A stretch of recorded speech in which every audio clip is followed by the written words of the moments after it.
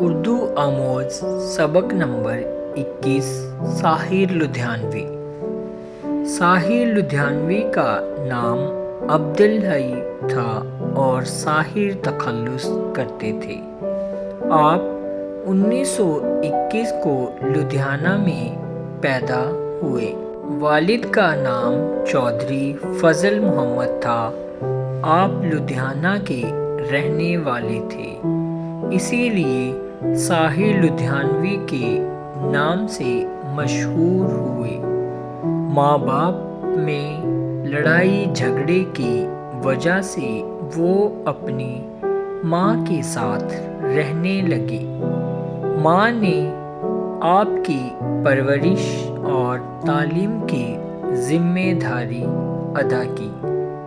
Dayal Singh college سے BA کا امتحان پاس کیا۔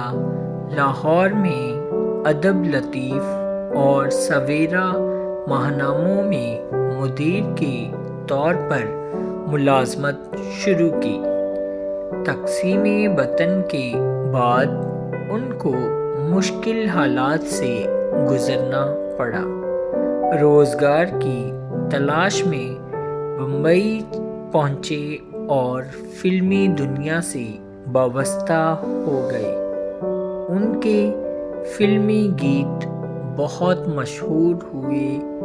ان گیتوں میں ادبی چاشنی موجود ہے۔ ساحر لدھیانوی ترقی پسند تحریک کے ایک اہم نظم گو شاعر ہیں۔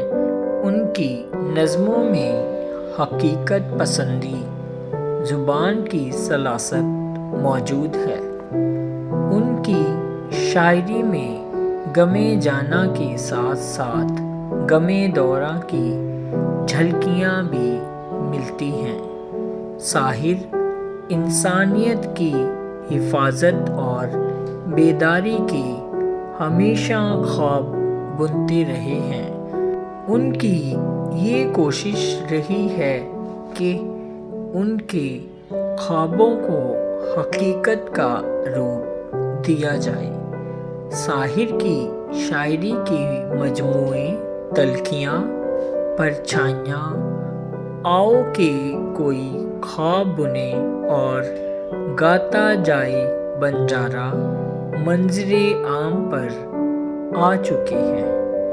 ان کی مشہور نظموں میں تاج محل، کسی کو اداس دیکھ کر، کبھی کبھی اور چکلے وغیرہ کے نام لیے جا سکتے ہیں۔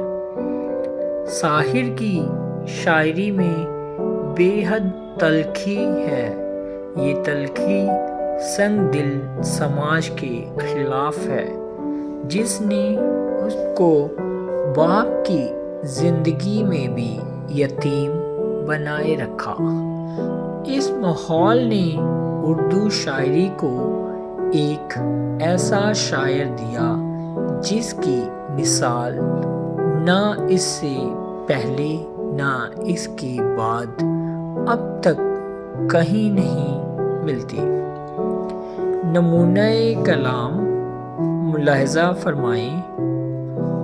دنیا نے تجربات و حوادث کی شکل میں جو کچھ مجھے دیا ہے وہ لٹا رہا ہوں میں۔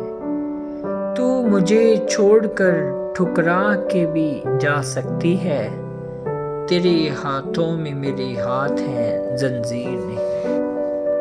تم نے کتنے سپنے دیکھے، میں نے کتنے خواب بنے، اس دنیا کے شور میں لیکن دل کی دھڑکن کون سنے۔